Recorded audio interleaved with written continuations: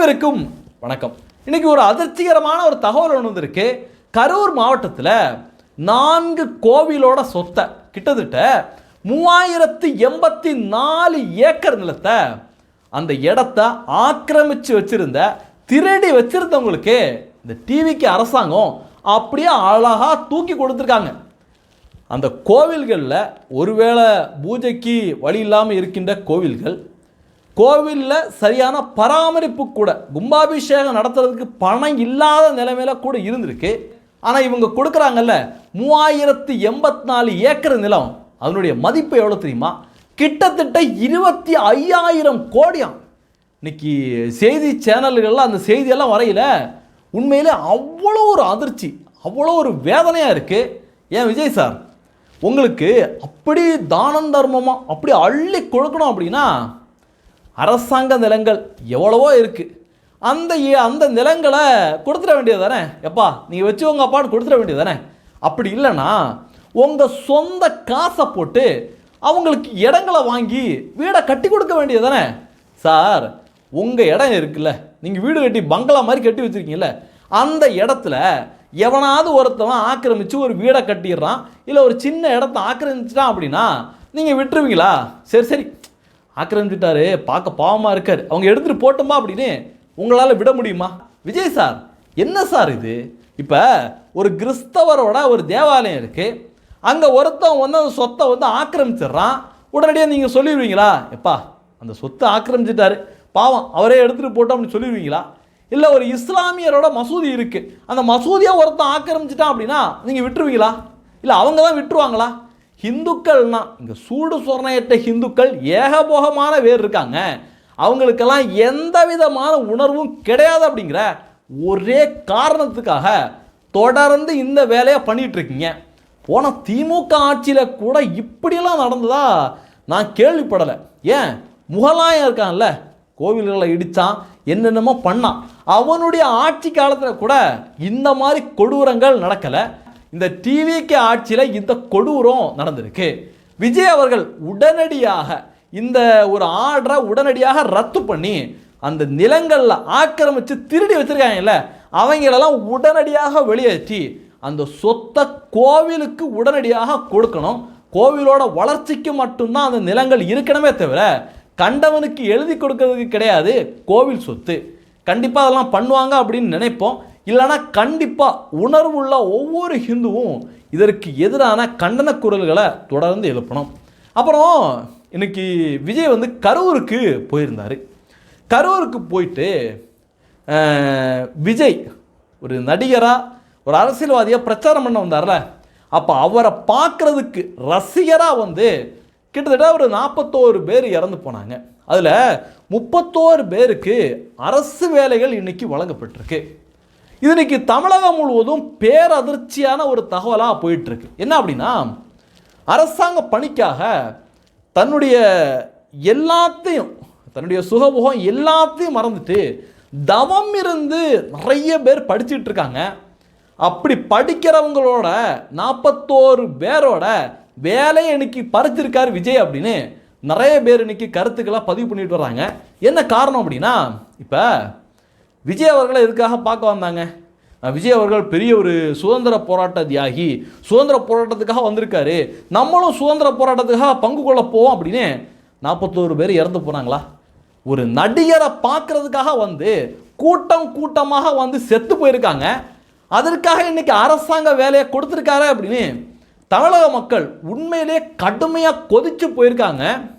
Tea கடையில் கூட வயதான சாமானியர்கள் கூட இன்னைக்கு இதற்கு எதிராக பேசுகிற ஒரு வீடியோ கூட செம வைரலாக போயிட்டு இருக்கு. பாருங்க. இதுக்கு வரலாம் இல்ல பொது இடத்துக்கு போனா அதுதான் சொல்றேன். பொது வேலைக்கு போய் சேர்த்துட்டா கூட பரவாயில்ல. சுதந்திர போராட்ட வீரரு ராணுவத்துல போய் சேர்த்தா அந்த மாதிரினா பரவாயில்ல. ஒரு போலீஸுக்காரன் அப்படின்னா கூட பரவாயில்ல. ஒரு கட்சி மீட்டிங் வரான், அங்க வந்து வரான், அவனுக்கு அரசு வேலைடான்றான். இது எந்த விதத்துல நாடு எங்கேயா போகுது? அதே மாதிரி கரூர்ல 41 பேர் இருந்தானுங்களா, அரசு வேலையா கடறான், அவனு பூரான வேலை நடிகர்களை பார்த்து வந்து வேலை கொடுத்தா இல்ல. எந்த விதத்துல சட்டம் எங்க போகுது? நீதிபதியில என்ன பண்றாங்கல்ல? இப்படி எல்லா ஊர்லேயும் விஜய் அவர்களை இன்னைக்கு கிளின்னு கிழிச்சிட்டு வராங்க. இதில் இன்னொரு வீடியோ கூட செம வைரலாக போயிட்டுருக்கு. அமைச்சர் ராஜ்மோகன் இருக்கார்ல, அவர் யூடியூபராக இருந்தப்ப மனசாட்சியோட இந்த கள்ளசாராய மரணங்களை பற்றி அவங்களுக்கு 10 லட்சம் கொடுத்தாங்கல்ல, அதை பற்றி மனசாட்சியோட பேசியிருக்காரு. அந்த வீடியோவை பாருங்க. ஒரு ஊர்ல அத்தனை இளம் விதவைகள் உருவாயிட்டாங்க, அத்தனை குழந்தைகள் அனாதை ஆயிட்டாங்க. அப்ப இந்த விஷயத்துல ஸ்ட்ராங்கான ஆக்ஷன் எடுக்கலனா வேற எப்பவுமே எடுக்க மாட்டோம். இது கடந்து போறதற்கு மற்றும் ஒரு செய்தி கிடையாது. இது வரலாற்றின் மிகப்பெரிய துயரம். This is the high time. இது ஒரு வேக்கப் கால். இப்ப நடவடிக்கை எடுக்கலனா எப்பவுமே எடுக்க முடியாது. இந்த தருணத்துல சீமான் அவர்கள் முன்பு பேசிய ஒரு காணொளி வைரல் ஆகுது. கள்ளச்சாராயம் குடிச்சு இறந்தவருக்கு எதுக்கு 10 லட்சம்? யார் காசுல கொடுக்கப்படுது? யார் காசுல கொடுக்கப்படுது சொல்லுங்க. குடிக்காதவன் கொடுக்குற காசு வரி காசுல, குடிச்சு செத்தவனுக்கு எதுக்கு கொடுக்குறீங்க? இப்ப 1,90,00,000 19 பேர் செத்துருக்கான். இப்ப இன்னும் எத்தனை பேர் இருக்குன்னா 10 லட்சம் கொடுக்குறீங்க நீங்க. அது நீங்க 1558 பேரை இதுவரை கைது பண்ணிருக்கேன்றீங்க. இதுவரைக்கும் சாராயம் வித்து சம்பாதிச்சிருக்கிற அவன்கிட்ட தண்டை விதிச்சு அவன்கிட்ட இருந்து காசு எடுத்துல இதுக்கு இழப்பீடு கொடுத்துருக்கணும். நீங்க எங்க காசு எடுத்து எப்படி கொடுத்தீங்க? எது கொடுக்கணும்? நீங்க இந்த கள்ளச்சாராயம் கொடுக்கறவனா ஊக்குவிக்கிறீங்களா இல்லையா? இந்த வீடியோல அவர் பேசியிருப்பது இப்ப பேசுறது கிடையாது, அவர் எப்பவோ பேசுறது. ஆனா இப்போதும் புரிந்து வருது. கள்ளச்சாராயம் குடிச்சு செத்தவனுக்கு 10 லட்சம் ரூபாய் தரீங்க. யார் காசுல தரீங்க? ஒரு குடிகாரனுக்கு குடிப்பழக்கமே இல்லாதவனுடைய மக்களினுடைய வரிப்பணத்துல இருந்து எடுத்து தரீங்க. அப்ப நீங்க யார் காசுல இருந்து தரணும்? இந்த கள்ளச்சாராயத்தை வியாபாரத்தை பண்ணி கோடீஸ்வரனா, கல்வி வல்லலா, அரசியல் ஆளுமையா, சோரட்டில சிரிச்சபடி நிக்கிறானே, அவனை அரெஸ்ட் பண்ணி அவன் காசை பிடுங்கி அந்த காசுல இருந்து நீ பண்ண டேமேஜ்க்கு டேமேஜ் கண்ட்ரோல்னு அந்த காம்பன்சேஷனை வாங்கி கொடுங்கன்றார். சரி, நிவாரணம் என்பது குடிகாரர்களுக்கு தர வேண்டுமா? குடிச்சுட்டு அவன் செத்து போயிட்டான், அவனுடைய குடும்பம் வாழ்வாதாரம் இல்லாம இருக்கா, அவங்களுக்கு ஒரு குறைந்தபட்ச நிவாரணம்னா அவங்களுக்கு ஏதாவது ஒன்று தரணும். அது மக்களுடைய வரிப்பணத்துல தராதீங்க, மோசமான முன்னுதாரணம் ஆயிடும். அதற்கு பதிலாக இந்த கள்ளச்சாராய வியாபாரிகள், போதைப் பொருள் மன்னர்கள், இவங்களுடைய நெக்ஸஸ் நெட்வொர்க் இருக்கு பாருங்க, அவங்க கிட்ட டொனேஷன் வாங்குற பொலிட்டிக்கல் பார்ட்டிஸ், அவங்க கிட்ட நட்புறவாக பழகக்கூடிய அரசியல் தலைவர்கள், அவங்க வீட்டில இருந்து காசை வாங்கி இந்த நிவாரண தொகையா கொடுங்கன்னு அவர் சொன்னது, அன்று சொன்னது இன்றும் பொருந்துகிறது. உங்கள் கருத்து என்ன? இந்த குடியில இந்த கள்ளச்சாராய சாவல இறந்தவர்களினுடைய அமைச்சர் ராஜ்மோகன் அவர்கள் யூடியூபராக இருந்தப்ப எவ்வளோ மனசாட்சியோட பேசியிருக்காரு பார்த்தீங்களா? சார் ராஜ்மோகன் சார், இப்போ உங்கள் டிவிக்கு அரசாங்கம் 41 பேர் இறந்து போனாங்கல்ல, அவங்க என்ன சுதந்திர போராட்டத்தில் கலந்துக்கிட்டு இறந்து போனாங்களா, இல்லை தமிழுக்காக இறந்து போனாங்களா? ஒரு நடிகரை பார்க்கறதுக்காக வந்து சார இறந்து போனாங்க. அன்னைக்கு நீங்கள் கேட்டீங்கல்ல, எப்படி இந்த நிவாரணம் கொடுக்கலாம்? மக்கள் பணத்தை எடுத்துட்டு கள்ளசாராயம் குடிச்சு செத்தவனுக்கு எப்படி கொடுக்கலாம்? கள்ளசாராயம் காய்ச்சினா இல்ல, அவன் சொத்தை பிடுங்கி இல்லை கொடுக்கணும் அப்படின்னு கேள்வி கேட்டீங்கல்ல, அதே கேள்வி இதுக்கும் பொருந்தும் அல்லவா?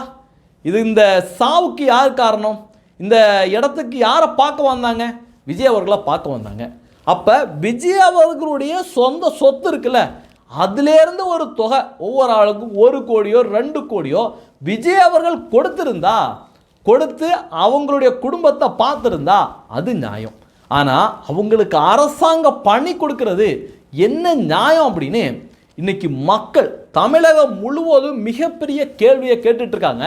பட்டதாரி மாணவர்கள், ஏன்னா அவங்களாம் ரொம்ப கஷ்டப்பட்டு படிச்சுட்டு இருக்காங்க, அவங்க இந்த கேள்வியை ஆணித்தரமாக இன்னைக்கு கேட்டுட்டு இருக்காங்க. என்னத்தை கேள்வி கேட்டாலும் இவங்கள்ட்ட பதிலே இருக்காது. இன்னைக்கு கூட விஜய் அவர்கள் அங்கே போய் பேசல, சினிமா டைலாக்காக அடித்து தள்ளுறாரு. ஒரு சிஎம் மாதிரியாங்க பேசுகிறாரு, ஒரு சிஎம் மாதிரியே பேசுகிறாரு, இங்கே டேஷ் அப்படிங்கிறாரு. என்னத்தை இது பேச்சு? அதுலேயும் அவர் பேசுகிறதுல முழுக்க இந்த கரூர் விவகாரத்துக்கு முழுக்க காவல்துறையும் செந்தில் பாலாஜியும் தான் காரணம் அப்படின்னு என்னமோ அவர் வந்து எதிர்க்கட்சி தலைவர் மாதிரி பேசிகிட்டு இருக்காரு. உண்மையிலேயே இந்த கரூர் விவகாரத்துக்கு அன்னைக்கு இருந்த காவல்துறை காரணம் அப்படின்னா, அங்கிருந்த காவல்துறை அதிகாரிகள் மீது நீங்கள் வழக்கு போட்டிருக்கீங்களா?